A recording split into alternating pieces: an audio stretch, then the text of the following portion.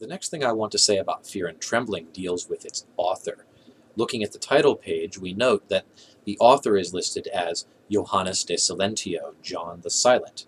And this is odd, of course, because we know that this book was written by one Søren Kierkegaard of Copenhagen, Denmark. So what gives?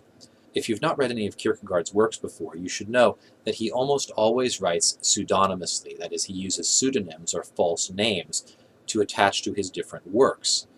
Using a pseudonym allows Kierkegaard to do a couple of different things. First, he subverts our expectations about a philosophical treatise. We do not get here a straightforward treatise written under his own name telling us, here is the way the world is, here is my theory to explain it. We don't get anything like what we might expect from Kant or Hegel or even Aristotle.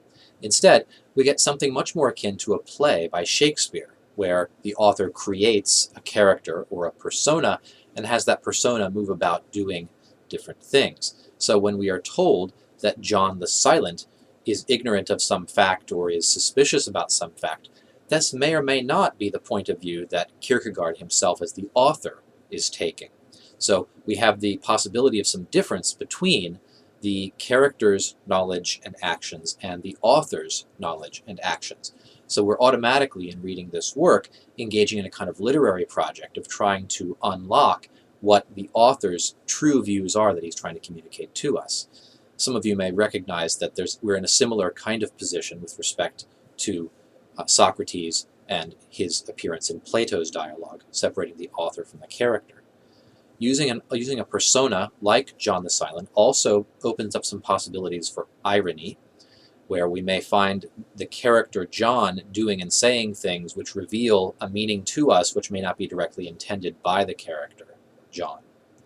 The last thing I want to note about the use of the pseudonym John the Silent is that I'm pretty sure myself that it comes from a Grimm Brothers fairy tale of the title Trusty John. Trusty John is a fairy tale about a servant, a trustworthy servant named John, who performs a number of unaccountable and seemingly bizarre actions for which nobody can understand and for which John is able to offer no explanation. He is bound to silence. But he is always acting out of great faithfulness and love for his master, the king. As we get into Kierkegaard's analysis of the Abraham story, we'll see that this has an obvious kind of relevance, the servant who acts out of love but must be silent. When we come to consider the question of Abraham's silence and Kierkegaard's treatment of that, we should remember that the book itself is being written by a character who is calling himself John the Silent, the one who must be silent. So I think reading that Grimm Brothers fairy tale may be useful for you in terms of understanding this pseudonym, John the Silent, that Kierkegaard is using for Fear and Trembling.